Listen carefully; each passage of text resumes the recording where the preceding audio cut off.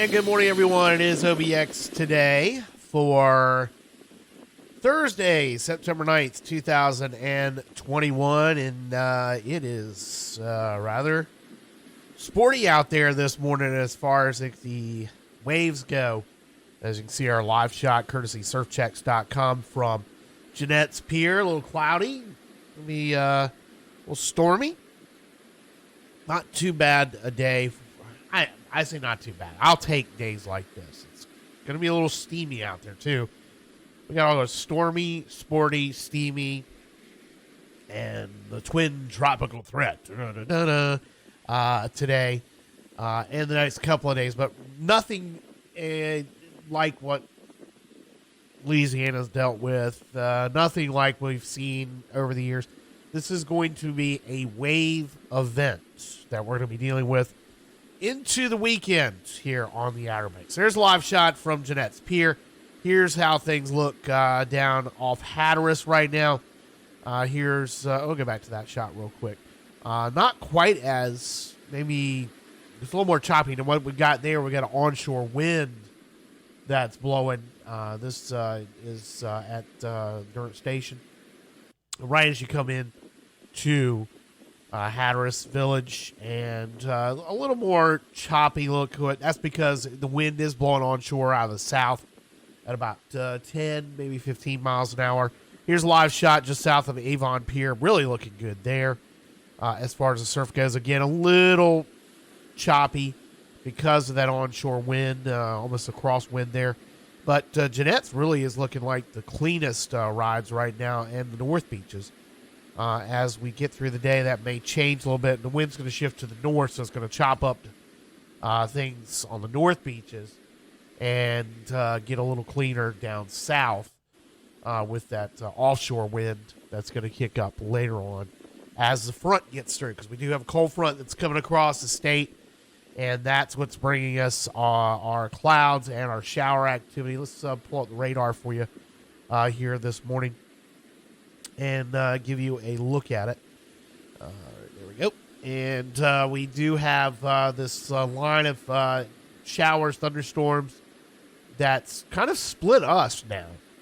Heavier stuff down south towards Savannah and Charleston, and then up north, up on the eastern shore, and from Richmond on up, right on up off Cape Cod this morning is where the heaviest of shower activity is. We do have this line back here. As we move through the afternoon and we get the heat of the day, that's probably going to fire up some more storms for us. So we do have the potential for seeing some strong to possibly severe thunderstorms. Let's see if we can get more alerts up right now. Nothing. The only alert right now is just for a small craft advisory off South Carolina. Now, we do have down here in Florida and South Florida, we do have this complex here. That complex actually is tropical depression Mindy. Mindy became a tropical storm yesterday, and the National Hurricane Center began issuing advisories on Mindy yesterday. But she has really not stayed together all that well, and is going to just be a tropical depression after coming ashore last night on the Florida Panhandle. Right now, right along the Florida-Georgia border, and is going to scoot back out off shore today as a depression and kind of just drift out here with the front that's coming through tonight for us. That front's going to help kind of kick Mindy out, and she's forecast right now to just stay as a tropical depression, scooting between Hatteras and Bermuda. Larry still way out to sea. Just looks like Bermuda's going to dodge the worst out of Larry. You can see the latest from the National Hurricane Center with the 8 o'clock advisory has Larry's tropical storm force winds just offshore Bermuda, and it's going to just scoot right on. It's going to move right on up towards Labrador, out on the Maritimes of Canada. They do have a hurricane watch as Larry is expected to cross that way on Saturday. So what we're getting out of Larry is just going to be the waves. Here's the latest wave forecast. We're looking at roughly 6 to 8 foot surf along the beaches. Maybe some periodic 9s tomorrow. That's what we're looking at. Maybe even Saturday still some wave activity. Really, actually, Friday and Saturday looks like the peak is going to be coming in. At least that's the latest wave predictions from the National Weather Service. We'll see how that goes as the day wears on. Their latest advisory from our friends at the Newport office of the National Weather Service here. High surf advisory in effect. That's from Duck to Cape Lookout until early Saturday morning. Dangerous rip currents again expected along all the beaches. Rough surf, minor beach erosion, localized overwash of weak and vulnerable dunes, particularly for the Outer Banks. And localized overwash of Highway 12 is now likely. Waves of the surf zone couldn't reach 9 feet today, 10 feet tomorrow. And what we're going to see, and I want to switch back over here to Twitter, because here was the live or the view about 30 minutes ago from Janet Dawson. Janet Dawson down at the Cape Hatteras Motel. As you come into Buxton, this is what it would look like there. About 2 hours before high tide. High tide coming up at Oregon Inlet, and like about 10 o'clock, 9:30, 10 o'clock. Janet said earlier they haven't seen any water come up under the dunes or over under the hotel. But what we're going to see is the potential for not so much overwash. It's going to be more of a underwash. And does that make sense? Maybe not. What we're going to probably see is as we get this more, the longer the water does rush up the dunes, it will infiltrate into the sand, and we'll likely see some water come up along Highway 12 on the other side of the dunes. That is not unusual, especially for long period swell events like this, or long duration swell events. Long period is when we talk about the difference between heights and waves, but with a long swell, long duration event like we're seeing, there's probably going to be a chance we're going to see some water creeping up along the beach road in those normal trouble spots, say like in Nag's Head. We've seen that.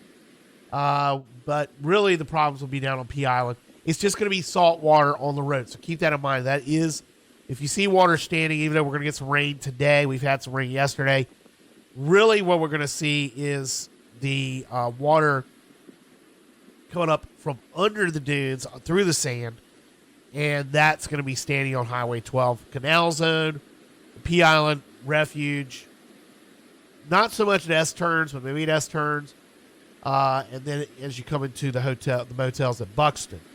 But again, looking at what Janet posted there from the Buxton, the motel in Buxton this morning, it's not too bad so far. So that's what we're looking at. That's going to be the situation with this. It's really just going to be that typical long-term annoying swell, if you're wanting to get in the water, that's going to bring us the potential for some standing water on the beach road, and really Highway 12 from the Canal Zone just south of the Bass Knight Bridge and on through P Island, and again at the motels in Buxton. So that's where we're at as far as how things are going to go today and tomorrow. Looks like it's going to be today, tomorrow, the biggest waves out of this.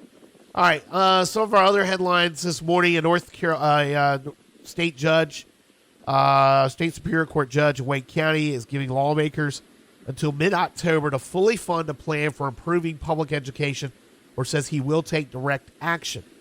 Wake County Superior Court Judge David Lee said Wednesday he was very disheartened that the General Assembly is funding only a small part of a plan that calls for at least $5.6 billion in new education funding by 2028. Lee said that if the plan isn't fully funded by an October 18th hearing, he'll entertain options for how the court may exercise its remedial powers to remedy this constitutional deficiency. Judges in other states have taken steps such as fining lawmakers and holding them in contempt of court in school funding cases. Lee said he'll shine a light on the options taken in those states in the next court hearing. Lee said during a hearing yesterday, I don't want to hold anybody in contempt. I far prefer to go another route, but it would be a stretch, even at this point, for the court to find beyond a reasonable doubt a continuing and willful and conscious refusal and neglect to follow the Constitution of North Carolina. This paves the way for a showdown with the Republican-controlled General Assembly, which is accusing Lee of violating the state constitution by telling them what to do. Debbie Dowdy, spokeswoman for House Speaker Tim Moore, said Wednesday in a statement, the North Carolina state constitution gives the legislature, not the courts, the authority to appropriate funds.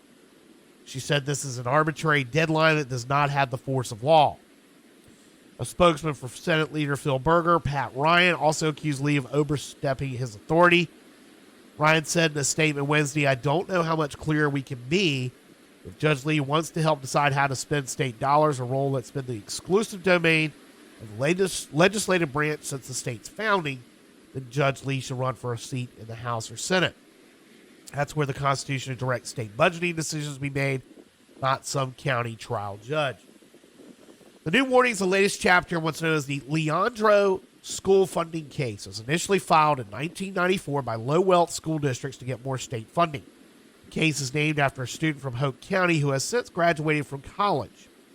Over the years, the state Supreme Court has ruled that the state constitution guarantees every child an opportunity to receive a sound basic education, and the state was failing to meet that obligation. The Supreme Court assigned Lee to oversee the case after Judge Howard Manning retired. In June, Lee approved a 7-year plan agreed to by the State Board of Education, Democratic Governor Roy Cooper's administration, and the plaintiffs. The $5.6 billion plan includes things such as a 5% pay raise this year for teachers, more funding for low-wealth school districts, and expansion of the North Carolina pre-K program. The General Assembly is not officially a party in the lawsuit, but Lee said that the legislative branch is also bound to follow the state constitutional mandate to provide students a sound basic education. It's the exact words in North Carolina's Constitution. Sound basic education. Republicans in the House and Senate each passed their own versions of the budget. They're trying to reconcile them now. The Leandro plan calls for $690.7 million of new education funding this year and $1.06 billion next year. The Senate budget included $191.6 million this year, $213 million next year. The House has gone with $370 this year, $382 million next year. The initial proposed budgets, I believe, in both the Senate and the House are woefully short of what's necessary to fund the constitutional mandate requirement, Lee said. Lee went on to argue that there's not only a willful refusal to act here, but that the means for compliance are extraordinary in this case. Lee said he's setting the October deadline as one more last chance to fully fund the plan. Lee is not taking into account how the General Assembly increased K-12 education funding by 39% between the 2010 and 2020 fiscal years, according to Berger spokesman. Lee also said is not considering the billions of dollars in federal COVID relief aid that have gone to state schools over the past year. Ryan also pointed to how Manning, who presided over the Leandro case for many years, has said that the primary cause of the failure to achieve grade-level performance in reading is not money. Judge Manning instead said it was a failure of classroom instruction and leaderships in schools. On Wednesday, Lee said he's heard Manning say, just don't throw money at something. We're not just throwing money at something, Lee added. We're asking that the state comply with the Constitution by adequately funding a reasoned and intense effort to come up with what's necessary. So that is the latest on the Leandro school funding case, which has become very partisan in terms of the accusations flying yesterday on Twitter. That was a hot topic in the NCPOL hashtag and the NCGA hashtag. All right, some other headlines this morning. Back to locally. The latest on what's going on with the marketplace in Southern Shores. The Southern Shores Town Council has approved a proposal that would tear down the west wing, everything to the left of CVS, or much of what's to the left of CBS. And then the developer's going to rebuild it as a pair of retail spaces, 24,000 square feet and 6,000 square feet, and that 24,000 square foot would go to Marshall's, the discount retailer.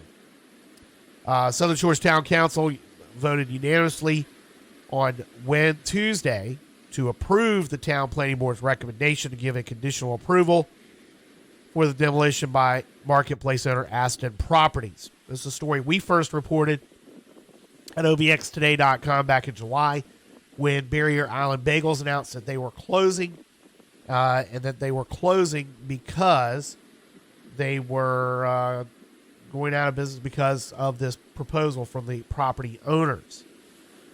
The marketplace proposal has gone through a couple of different iterations, but the main situation that's going to happen is they're going to tear down that west wing. They're going to take out the green space that stands in front of it, and they're going to redo the parking lot. Despite reservations expressed by town council members and opposition from several members of the public and residents of Southern Shores, the plan was approved again on a unanimous vote.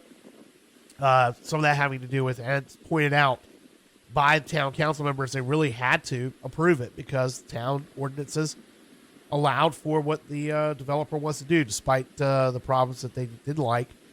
And also pointing out some of the issues since Aston Properties took over, that the marketplace has struggled. I mean, the place is only half full, 15 empty spaces. There have been several proposals floated about revamping it. It is so set so far back off the highway. It is not a great location of access if you think about it, because just where it is. So there's a lot that has been going against it. It's a shame that we lost Barrier Island Bagels, although the folks that ran Barrier Island Bagels have actually said they are considering some other locations here on the beach to allow them to reopen. But they've not announced anything regarding that. We'll see. But they have indicated they are trying to find some space. They have some good leads on that. So hopefully Barrier Island Bagels can come back because they are a very, very popular spot. There's a meeting that's been set coming up for later this month on implementing the Lake Matamesquite Watershed Restoration Plan that was approved back in 2019 by the state. That meeting is going to be held September 27th at 6 p.m. It will be a virtual meeting. Story up at coastalreview.org. We'll get the link up at obxtoday.com. We do have a story, actually. I need to get that posted up on the H2O page. There's been a $1 million grant awarded for carp removal, and one of the things that would help restore the water quality of Lake Matamesquite would be getting rid of carp. It's an effort that was done about 50 years ago. This is $1 million that's going to be used to get rid of the carp again, trying to, and help restore the water quality of Lake Matamesquite, which is North Carolina's largest natural lake. All right, in sports, we got the NFL kicking off tonight. Dallas at Tampa Bay. That's at 8:20 on NBC. The state Senate has approved a bill that would make major changes to the governance of high school athletics by the North Carolina High School Athletic Association. That bill is now headed to the House. It would keep the NCHSAA intact, but it would require them to make some changes on how their funding works, also who they report to. They are already working on a memorandum of agreement, MOA, with the State Board of Education. That's according to Q Tucker, who is director of the NCHSAA. They're working already on getting some of these things that the state law, or this proposed bill would put in place. On the local scene today, mostly high school volleyball on the schedule. Beargrass Charter at Cape Hatteras. Currituck's at Manteo. First Flight hosts Camden. Hertford County at Northeastern. Edenton at Pasquotank. Washington County at Perquimans. Gates at Tarboro. Albemarle School at Lawrence Academy. Pungo Christian at Terracea. In soccer, First Flight at Teach, Virginia Beach. They play over at the soccer complex there in Princess Anne. Camden at Beargrass Charter, and Pungo Christian at Terracea. OBX Today Weather Center forecast. High surf advisory as we get through the day. And again, all because of the waves coming in from Larry. We're going to get an onshore wind that's going to crank things up. High surf advisory 3 tomorrow night. Partly sunny today, maybe some showers and storms in the afternoon, high 85. With southwest winds of 10 to 15 miles an hour. Tonight, showers, possibly a thunderstorm. Then we'll see gradual clearing overnight as the front passes. Low down to 67. With west winds of 10 to 15 miles an hour. They'll shift to the north after midnight once the front comes through. On Friday, it's going to be sunny, much cooler, high of 80. With north winds 15 to 25. Friday night, clear and 66. Saturday, sunny and 81. Sunday, sunny and 84. Monday, sunny and 85. Tuesday, sunny and 85. And Wednesday, sunny and 87. Coastal marine forecast. We've got, again, 1 foot waves or less on the sounds with those southwest winds of 10 to 15 miles an hour. They may get up to about 2 feet if the winds crank up in the afternoon ahead of the front. Small craft advisory for the open waters with seas 5 to 7 feet. High risk of rip currents. Can't say enough. Red flags going to be up today. Stay out of the ocean. Don't even think about it. Next tide change in Oregon Inlet. High tide today, 9:22. Low tide at 3:34 this afternoon. High tide at 9:43 tonight. High tide tomorrow is at 10 and 10:30. Let's see. We got. That's, you know what? That's yesterday's. I still had the old tides. Today's high tides are at 10:05 and 10:28. Apologies there. Sunset tonight is at 7:18. Sunrise tomorrow at 6:41. Currently outside the studios in Uptown Nags Head, we've got 76 degrees. And that's going to do it for today's edition of OBX Today. Thanks for joining us. We'll keep up to date with the latest. We'll probably do an update at 5 today. That's the plan. Anyway, we'll do an update on the weather situation at 5. And, of course, anytime if needed with the overwash situations at high tide, if we run into any troubles on Highway 12, we'll have updates here. We'll have updates for you throughout the day at obxtoday.com. And on Beach 104, Big 94.5 WCMS, 99.1 The Sound, and Z92.3. I'm Sam Walker. Have a great Thursday, everybody. See ya.